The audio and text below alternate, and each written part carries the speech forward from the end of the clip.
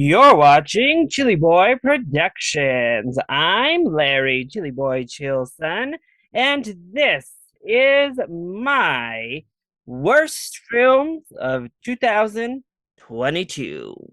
Now, before we get into this video, make sure to go ahead and click that subscribe button down below so that you can chill with me on each and every one of my latest videos. Now, I know many folks think that it is in poor taste these days to do a worst of list, but here at ChillyBoy Productions, we like the shade. And look, we all know it's hard to make a film, yada yada, blah blah, but sometimes we just gotta face the facts. We're happy for you to get your dream film made, but sometimes they just don't turn out well. And in honesty, some of them are rotted right from conception. So while we all love going to the cinemas and we love the art of filmmaking, there are movies that make you really question that love. Every now and again, you're wondering, am I actually in an abusive relationship with cinema? So, Nicole Kidman, this kind of heartbreak did not feel good in any place.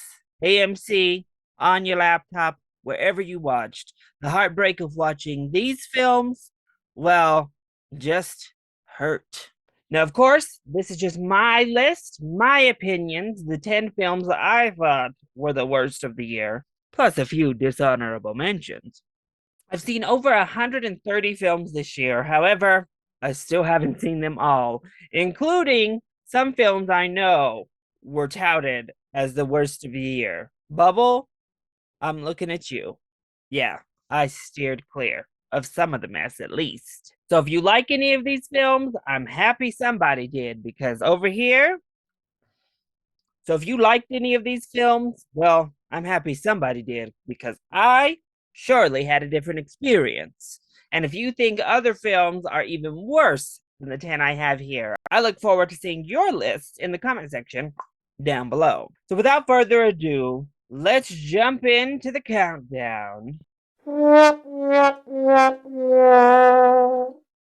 Starting off our top 10, I have Disney's live action interpretation of Pinocchio. So while Guillermo del Toro gave us cinema, gave us mastery, gave us a beautiful new adaptation of this old fairy tale, Disney decided to take their animated classic, suck all the life out of it, suck all the charm out of it, and give us this wooden, dead-eyed trudge. No, Pinocchio, if this is what you becoming a real boy looks like, then you get to stay fake. And Tom Hanks, we're gonna have to talk to your agent, also your vocal and or accent coach. This has been a rough year for you, sir. Living legend, but 2022, whew, Mr. Hanks. But don't worry, we have more live action Disney remakes where they suck the souls out of all of their classics, coming to a theater and a Disney Plus screen near you in 2023. Some more to look forward to.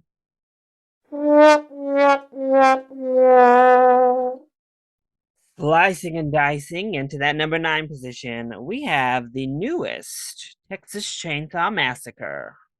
There's a certain level of trashy fun I have with the Texas Chainsaw Massacre. I have to admit it. I have to admit it.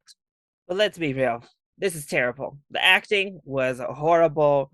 The story was a hot mess. The characters weren't likable in the slightest. But at least Texas Chainsaw Massacre does win the award for the worst use of a legacy character in film. This film desperately wanted to deliver Halloween 2018, but this new Sally actress, well, certainly wasn't up for the task, I suppose. Old Sally got whopped around like a good dish rag without putting up much of a fight. Now, listen, that finale was a hot ass mess. The battle was just cringe on cringe. But you know, it had some of the most brutal kills I've seen in a while. So at least there's that.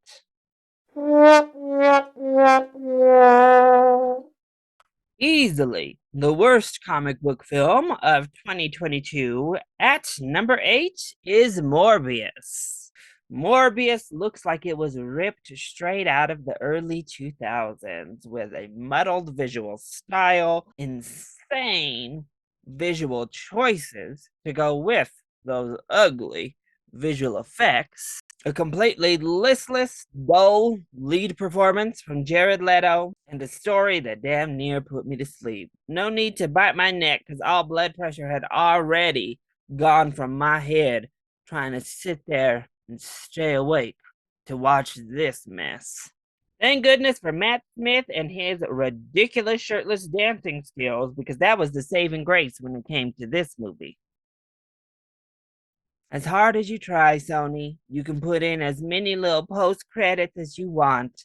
Kevin Feige don't want you in his universe, okay? Kevin Feige said no, Pascal.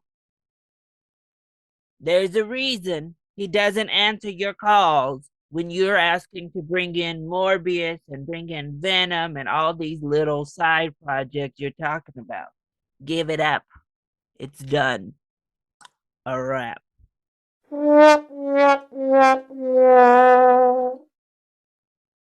Ana de Armas and Ben Affleck took us into some pretty spicy territory with their own off-screen romance. However, they really tried to drown us with the number 7 film, Deep Water.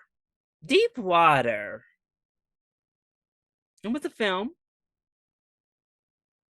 Ana de Armas makes her first appearance on this list, not her last. Deepwater was certainly more interesting based on, the whole real life relationship between De Armas and Ben Affleck. But it was a thriller without any thrill.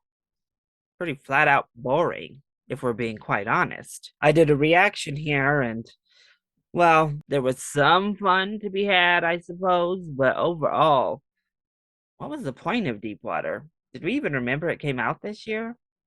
The saving grace for this film, we got Ana de Armas cussing out some old Alexa over some goddamn old McDonald had a farm. Okay, I hollered. Let's admit it. Otherwise, Deepwater was basically lessons in being a cuckold 101. No thanks. I'm good.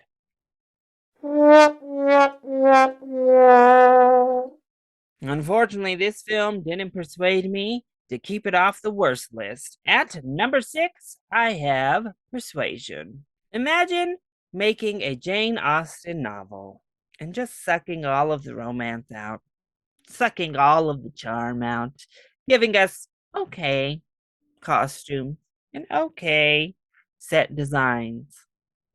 That's basically Persuasion. It's a completely listless, emotionless, romanticless, dull slog of a film. So much talent here in front of the camera, but just not a spark of chemistry amongst them. Once again, who even remembered Persuasion came out this year?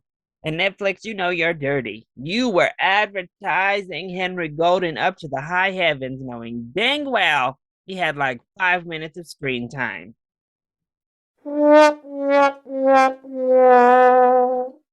Yeah, it's a dumpster fire. At number 5, I have Firestarter. Another horrible Stephen King adaptation to throw on the heat pile. Carrie, can you burn this one up, please? Look, the Drew Barrymore version, I hadn't really seen until earlier this year when this one came out. Not great, but at least it had some personality, I suppose. And we got actual fireballs. This version, well, it was boring. It was a slog. The script was as cheesy as a fresh old gooey pizza. The acting was still as 10-day-old bread left on your counter. The visuals made Morbius look like an Oscar contender. And then that ending. Okay, let's not get carried away now with all these wannabe sequels. You knew damn well you created a mess and have some nerve to leave us on some sequel bait cliffhanger. Look, Stephen King's novels themselves aren't for everyone. So, maybe film is just not it for a Stephen King adaptation. Very few of them are good, even still to this day. And Firestarter just convinced me once more. Maybe it's time to give it up.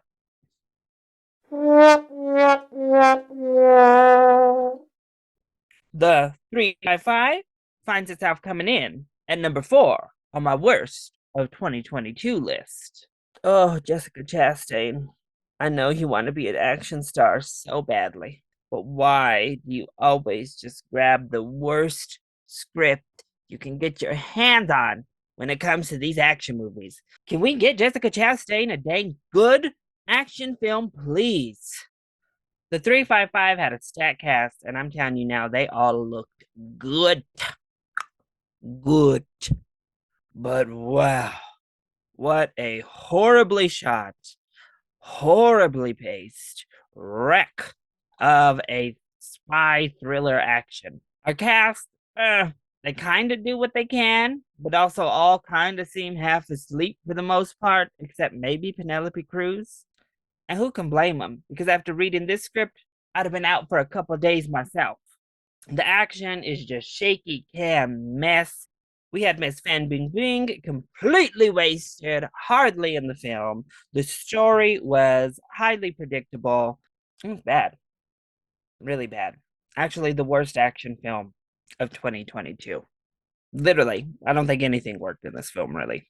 Trying to find positives was like trying to find a good action role for Jessica Chastain. It just ain't working.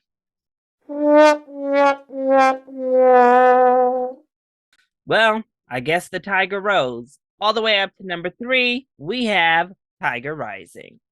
Now, I've never read the novel Tiger Rising, and that leads me to wonder if the messaging of that particular book are as muddled and ill conceived as the overall messages of this Tiger Rising film right here. Now, there are positives here. I think Queen Latifah is perfectly fine. I think the kid actors are also perfectly fine. But I'm just really curious how this found its way to a movie theater screen and didn't just get dumped to streaming where it belonged. The visual effects were a hot mess, which could have been great. And this fantastical story, muddled down by this depressing backdrop, is a great setting, except the film really does not know how to handle it, does not know how to balance that overall messaging and tone. Everything to do with the tiger is just a mess. And the overall idea of releasing this tiger into the swampland is a damn mess. And then the end, no, I hated that ending. Honestly, nobody saw Tiger Rising, and that's for the best because, as I said, this should have found a home on TV, straight to the $1 bin at your local Dollar Tree, not in a movie theater.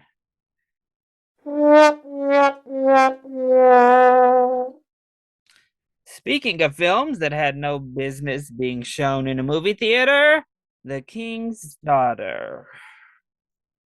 Oof. Wow.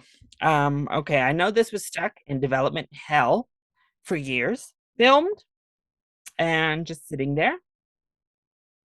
Well, they should have maybe got shelved for life. Yeah. After seeing the final product, I see why they didn't want to finish it and distribute because this was horrible. The acting across the board was really the worst work I've seen from pretty much every actor here. Pierce Brosnan, I know times were rough for you, man. I know those post Bond days have been up and down, but you didn't have to accept this. Not this.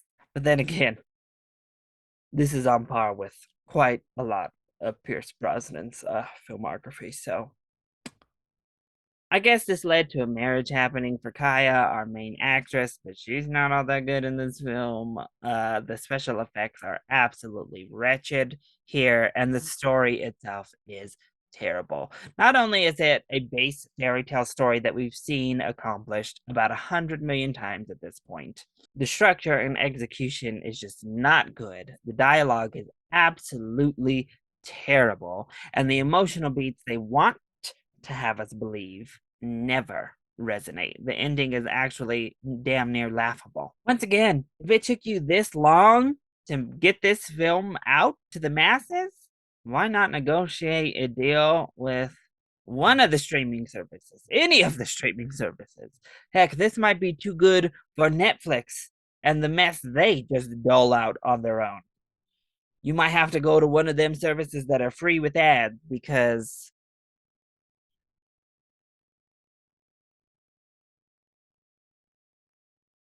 if you missed The King's Daughter, you did yourself a favor. Don't seek it out. Really terrible. Now, before I unveil my choice for the worst film of the year, here are a few dishonorable mentions. Alex Garland, I Usually Love You. However, Men was not it. A horribly misguided look at misogyny. Maybe men need a lot more time to reflect before they tackle this subject matter again, because these last few attempts, oof, questionable at best. The Invitation is actually finding new life and new fans now that it has premiered over on Netflix. However, I'm not one of them. I love you with all my heart, Natalie Emmanuel, and I actually think you're wonderful, as is Thomas Doherty, if we're being honest. However, the cheesiness of it all just made me want to lay down in a coffin and die. Amsterdam is just the latest example that no matter how wonderful the all-star cast you assemble is, it doesn't mean your film's going to be good. Now, can this maybe finally sink David sexual abuser Russell's career? Allegedly. Father Stu was a homophobic mess. I didn't enjoy watching it. The story itself was somewhat inspiring, but just the blatant homophobia on display made me more uncomfortable than several other faith-based films that did it much more overtly. And then finally, just barely missing out on the top 10, Halloween Ends. Thank God. You sold us a lie, and what you gave us was trash. I don't want to see or hear a tale of a Corey ever again.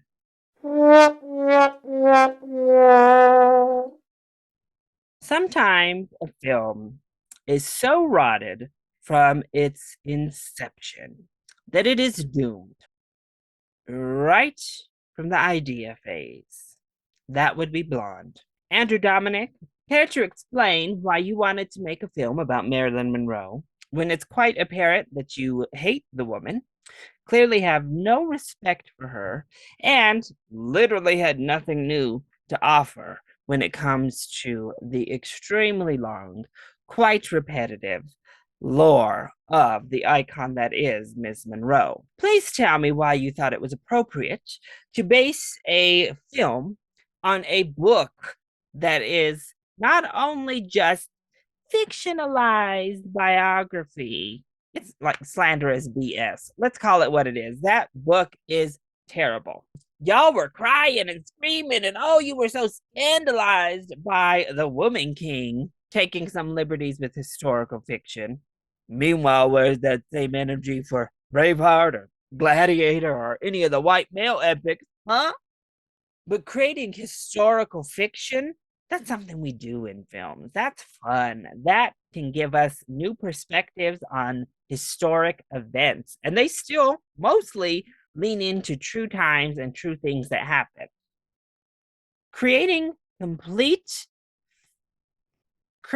completely demented fan fiction about someone's actual life, that's another level. Why are we making up threesomes and thruples? Why are we making up abortions? Why are we creating abuse? Why are we killing real life people while Marilyn Monroe is still alive, even though Charlie Chaplin died after her death? And everyone's saying, oh, well, it's not supposed to be a biography. It's not supposed to be true. Well, where's the disclaimer for audiences that are clicking on a movie about Marilyn Monroe? We're going to present this as a Marilyn Monroe picture. Well, then standard audiences that click in, how are they to know that this isn't a biography, that these lies aren't actual facts? But more so than even that at this point, it is the most cruel, disgusting way to tell this story I think was possible. The film certainly tries to shine a light on exploitation of Marilyn Monroe. The problem is, this is one of the most exploitative pieces of work I've seen made about Marilyn Monroe ever. So thanks for adding to the dog pile of shit. It has no empathy. It's a nearly 3-hour exercise of abuse without even the slightest bit of empathy towards Monroe as a subject. We just jump from one abuse situation to the next without giving her any redeeming qualities, without giving her any sort of autonomy, any of the beauty and the wonder that made her the everlasting star that she is. Instead, she's a victim. She is a victim defined by her daddy issues alone, that creepy daddy stuff, all this anti-abortion propaganda snuck in. I don't care how pretty your film looked, and I actually adored the score. But in honesty, even some of these technical aspects got a little bit too artsy for their own good, and the ever-changing aspect ratio gave me a damn headache. I said it. Sure, Blonde may have been better made than most every other film on this list, but when you are this morally and ethically bankrupt, you're the worst thing I watched in 2022. I actually put off watching this mess because I just knew. I knew what it was, I knew what I was getting myself in for, and honestly, it was just as bad as I knew it would be. Even Ana de Armas, I know people are praising her performance. She's fine, but she's not Marilyn Monroe. I'm sorry. It is what it is. It's no type of awards winning performance to me. And really, it felt a whole lot like Andrew Dominic just hired Ana de Armas because he wanted to get her naked. I'm just being honest. A film I will never, ever watch again, and one that I wish I could bleach out of my mind. I absolutely loathed Blonde. And that is why it is my worst film of 2022. So that was my list for the top 10 worst films of 2022. I hope you enjoyed it. If you did, go ahead, click that like button down below and subscribe to the channel so that you are always up to date on all of my latest videos, including the upcoming best of 2022 video. Also, make sure to leave your own list either in that comment section down below, or you can hit me up on Twitter. I love you all so much for your continued support. Thank you for watching, and we'll see you next time. Bye.